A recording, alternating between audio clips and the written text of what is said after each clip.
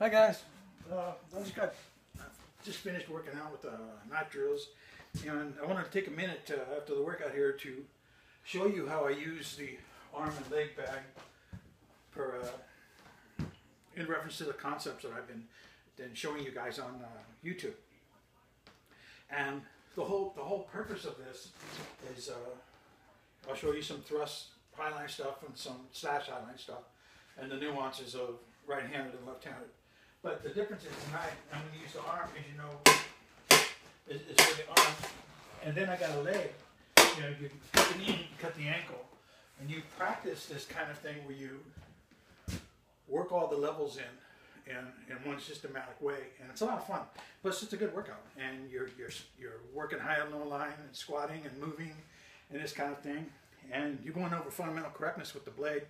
And in this case, what we'll be showing is high line.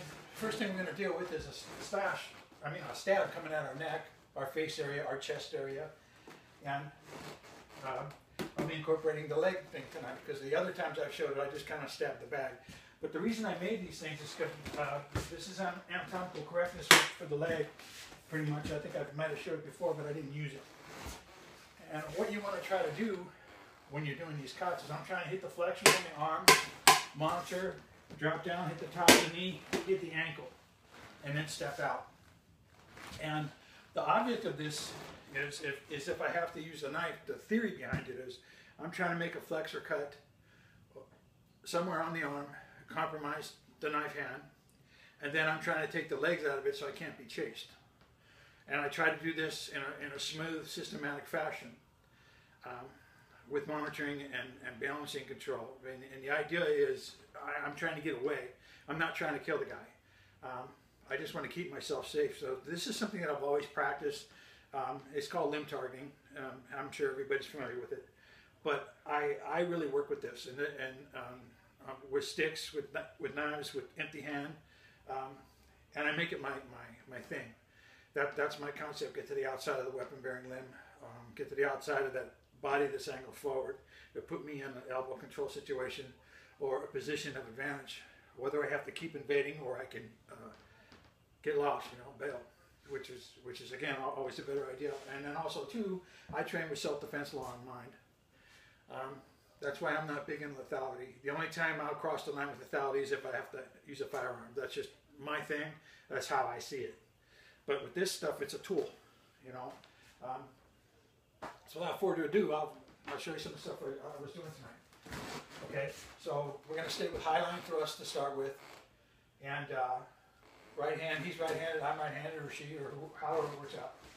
The object is slow motion first. Is you're going to zone out, and that's a monitor to the elbow line. Okay, here. Compromise the weapon-bearing hand. Drop straight down because his body will turn. Okay, you're gonna hit the knee, hit the ankle, and drop it. Okay, so it looks like this. So you start here, you step out. What I'm trying to do is be accurate with my blade, and again, this can be done empty hand as well, or with some sort of an impact weapon, a short stick or a big longer stick. But the object is notice I'm zoning out because this is a straight stab. Now when I zone out, I'm stepping off to my left with my left foot and I'm cutting and I'm monitoring right back in. Now if I get a good cut, he's going to want to withdraw. Normally when people get cut or they won't feel pain right away. When they do, they want to clench themselves. That's just the nature of the beast with a cut. You ever cut your finger? What you do? You pull your finger. You don't stick it out. You pull it in, right? Same kind of thing. So here. Zone out. Now when I monitor, I'm dropping down. I'm going to hit the hand, hit the knee, hit the ankle, step out. Okay, monitor the situation. Okay, hopefully I can build. But again, just working on the smoothness of everything. You just work nice and relaxed. Okay, but you want to cut with intent. So you hear, right? That makes sense. Now, next one will be I'm left-handed. They're still right-handed, all right? So what's going to happen with that, it's still a thrust, but his outside of the arm will be here, his elbow control, because he's right-handed. In this case, I'll be left-handed. So So what I'm going to do is I'm going to pass both cuts. All right? Then I'm going to drop down to the knee and drop down to the ankle and cut. Okay? So that looks like this. So you got here, step out. All ready to go right from here. Notice I'm not in front of them. Okay? So when it comes this way, cut. All right? Now, these cuts can be anywhere. You want to cut at the top or the base of the ankle. Okay? When you're hitting the side cut right above the cap, you'll feel a big leg maker around. You cut that. That compromises his stepping. It's also a repairable injury. Right? You didn't kill him. You're staying away from the arteries on the inside. And you're trying to compromise his function for him chasing you. All right? So that's the whole idea with this. So try to have that in mind. This is not about lethality. Okay? Now, the next thing we'll deal with, obviously you'll do this on both sides. Okay? Right and left side. But just for, I have a habit of going long on my tape, so I'm trying to consolidate time. Now, this one will be a slash. Okay? You push it away, it's a slash coming at your neck. So what you're going to practice here is you're going to block, you pass up here, down, drop out. Okay? The reason I feed the bag, because you want to practice entering on this cut, and then you're going to arc the arm over as you displace yourself on the outside of the arm. So with that said, it looks like this. Right? Make sense? Here, see, I'm coming in. Make sense? You're coming in. So you hit that guy's arm, you're coming in. When you pass him, you're going to turn him like this, and there's the leg. All right? Now, that was me right hand. This is me left hand. So when it comes in this way, the first thing we do is I'm blocking the leg.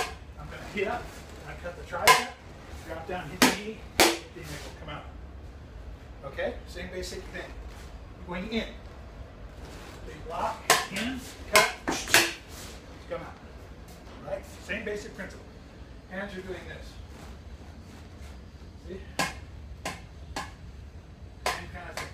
But when you block here, this is going to shoot up instead of cut. You can hit and raise if you'd like to. It doesn't really make any difference. It all still works. The concept's the same. Block here.